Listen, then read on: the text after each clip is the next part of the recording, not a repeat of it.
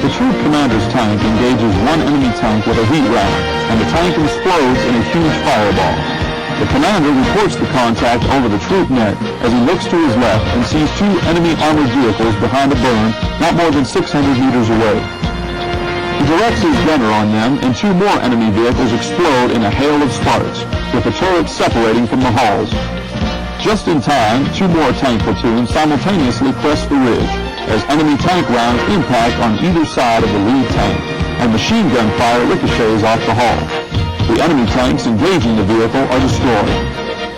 With the precision attained only through intensive training, the tank platoon leaders direct the fires of their platoons. Both platoons open up on the enemy to their front in almost exact synchronization. The fire distribution is textbook perfect, and 8 more Iraqi tanks explode. All of the troops' tanks and scouts are now in the battle. The enemy feels the full shock effect and firepower of the U.S. Army.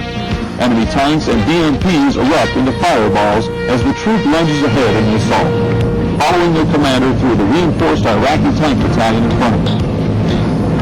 Bradleys from the scout platoons pump heat and AP 25mm rounds into enemy personnel carriers and bunkers along the flanks, and occasionally stop the fire comas of the tanks in the depth of the enemy positions. The tanks continue to press the attack until the enemy's position is reduced to a spectacular array of burning armored vehicles. As the troop passes through the enemy's main line of defense, Iraqi troops leap from their bunkers and fighting positions to engage the passing tanks with rocket-propelled grenades and AK-47s. Iraqi infantry find themselves caught in the fires of Bradley machine guns and rifle fire from mounted scouts.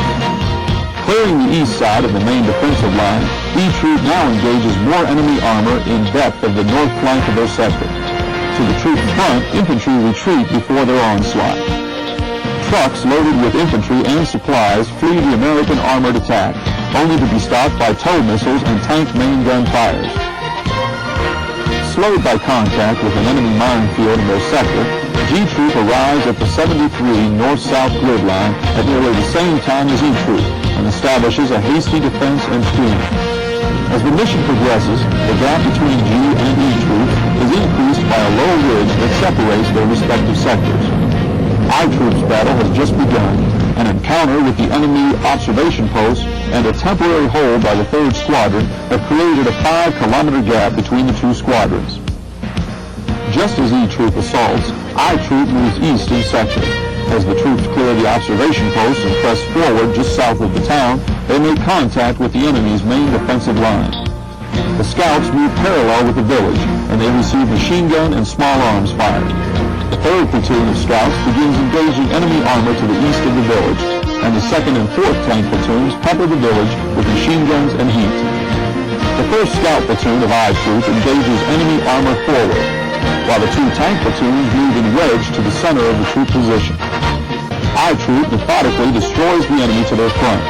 Every tank or enemy personnel carrier is in flames as I Troop emerges from the far side of the enemy's defense. I Troop's assault is halted on the 715 north-south grid line. 3rd platoon in the north has re-established contact with E Troop's scout platoon just north and forward of their position. There are well over 100 Iraqi enemy prisoners being rounded up in the I Troop sector. 10 BMPs, supported by tanks, assaults 1st Platoon, G Troop. To the south of 1st Platoon, 3rd Platoon scouts and 4th Platoon tanks engage enemy armor in dug-in positions.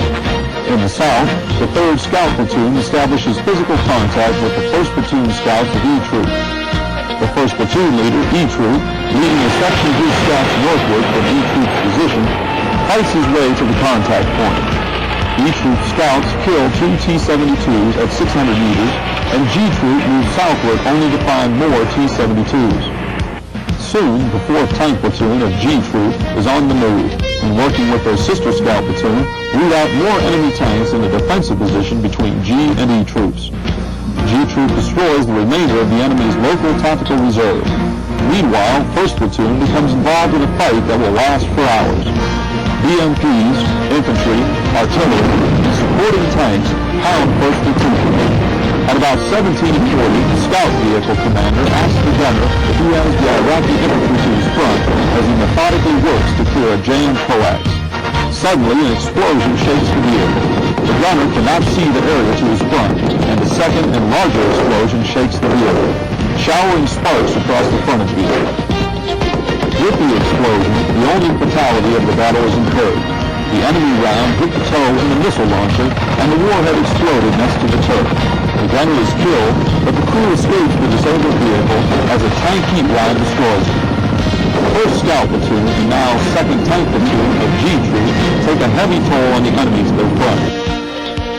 Just before dark and in the midst of the G Troop fight, Apache helicopters are seen on the horizon. The 2-1 Attack Helicopter Battalion is again in action. The winds have been dying down since 1600 and visibility has improved. Flying northward along the upset pipeline road, the battalion is engaging targets of opportunity while searching out and destroying enemy artillery. The helicopters seen by G Troop have found a 2-towed G-30 artillery batteries. 30mm fires are brought to bear, and these guns are knocked out of action. This directly affects G Troop and E Troop. Enemy artillery now subsides, and cavalry soldiers begin moving around, ignoring sporadic and ineffective enemy indirect fires. New threats appear in I Troop sector. 7 T-72 tanks attack on the southern flank. The G Troop commander faces armored vehicles on his northern flank, which are attacking south toward him. 1st Platoon I Troop calls for help against the oncoming tanks. 2nd Platoon tanks, which normally support the 1st Platoon, are tied up with enemy prisoners. They mount and move to support 1st Platoon. 1st Platoon cannot wait. Withdrawing before the counterattack, 1st Platoon moves back through the burning enemy vehicles of the enemy's defensive line. 2nd Platoon pulls up in the center of the troop line, then pulls back and moves south to 1st Platoon. 4th Platoon tanks now identify the enemy and fire and maneuver across the front of the troop sector. Lead enemy vehicles explode and the enemy withdraws. G Troop tanks and scouts now engage enemy armor moving south toward them across the 3rd Armored Division boundary. Enemy vehicles are being destroyed at longer and longer ranges. Weather conditions are improving and the thermal sights are working at optimum efficiency. G Troop is making maximum use of all available artillery. E Troop is now fighting enemy infantry and destroying trucks and tracks at long range. Enemy infantry have taken refuge in empty tank fighting positions directly to the front. Tracers from machine guns pierce the darkness. Troop mortars are brought into action against enemy infantry. The 4.2-inch high-angle fire is devastating to Iraqi infantry. The Squadron S-3 sends the PSYOPs team forward. Setting up next to the troop commander's tank, 4 speakers are pointed in cardinal directions. Kuwaiti interpreters call upon the Iraqi troops to surrender. Iraqi infantry fire slackens. A white flag appears and enemy troops move forward to surrender. There seem to be hundreds of prisoners in the dark, but a count reveals 41. The senior officer, an Iraqi infantry major, states that this is all that is left of his battalion. As the G Troop battle slackens, artillery is once again available. Earlier, an enemy tank is spotted on the next ridge, engaged with a machine gun, and ultimately destroyed by a heat round. To the E Troop fire support officer, it is evident that there are more enemy on the other side of the ridge. He directs a volley of artillery on the far side of the next ridge.